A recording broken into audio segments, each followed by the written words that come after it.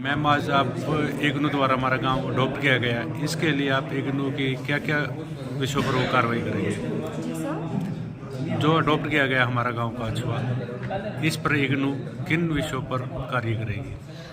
इग्नू ने जैसे काछवा गांव को भी अडॉप्ट किया है, तो इसमें हमारी जो संस्था है, हमारी जो एजुकेशनल इंस्टीट्यूशन है, वो यही कोशिश करेगी कि किस तरीके से जो डेवलपमेंट से रिलेटेड चैलेंजेस हैं गांव में, काछवा गांव में, तो उन चीज़ों की, उन समस्याओं का हम किस तरीके से समाधान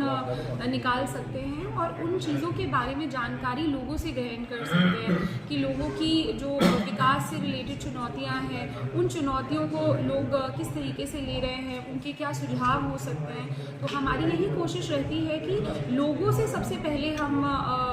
उसकी जानकारी लें और उसी के आधार पे हम एक डेवलपमेंट प्लान बनाएं उस गांव के लिए, सो दैट उस गांव में जो उन्नत भारत अभियान है सरकार का, उसके अंतर्गत जो भी विकास से जुड़ी हुई नीतियां बना सकते हैं, उन पे हम काम कर सकें। विकास के लिए आप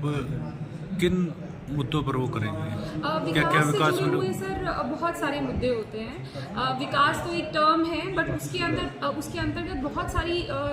इश्यूज होते हैं जो कि हम एड्रेस करने की कोशिश करते हैं। जब हम उन्नत भारत अभियान की ही बात करते हैं, तो उन्नत भारत अभियान में सरकार की कोशिश ये है कि आप रोजगार से जुड़े हुए विकास के किस तरीके के कार्य करवा सकते हैं, आप शिक्षा से जुड़े हुए किस तरीके के कार्य करा सकते हैं, जैसे एजुकेशनल अवेयरनेस प्रोग्राम्स करवा सकते हैं। हेल्थ एक बहुत इम्पॉर्टेंट एरिया है डेवलपमेंट से जुड़ा हुआ, कि स्वास्थ्य से जुड़ी हुई क्या समस्याएं हैं लोगों की और उन समस्याओं का किस तरीके से गांव के अंतर्गत हम एक समाधान दे सकते हैं लोगों को। सैनिटेशन, स्पेशली औरतों से जुड़ी हुई जो हाइजीन के इश्यूज हैं, लाइवलीहुड के इश्यूज हैं, रोजगार के इशू हैं, ये सारी चीज़ें उन्नत भारत अभियान की जो विकास की मुहिम है सरकार की, उसके अंतर्गत हम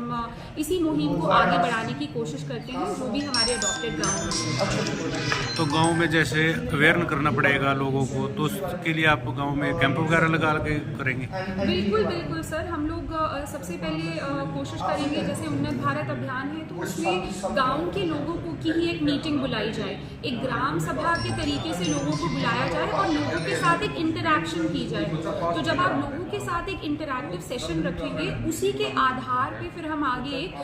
लोगों से ही जानकारी लेंगे कि किस तरीके की समस्याएं हैं, और उसी के आधार पे अगर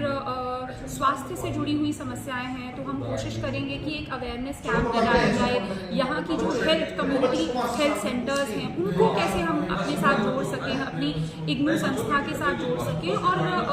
एक डॉक्टर्स को, जो भी मेडिकल स्टाफ है, उनको साथ में जोड़ के कैसे एक औरतों के लिए एक न्यूट्रिशन कैंप लगा सकें, या फिर इम्यूनाइजेशन कैंप बच्चों के लिए लगा सकें, तो हम लोग उस पर काम करेंगे। मैम, आप इग्नू में किस पद पर हैं और नाम क्या आपका? मेरा नाम डॉक्टर ज़ेबा है और मैं इग्नू रीजनल सेंटर करनाल में पोस्टेड हूँ as an assistant regional director.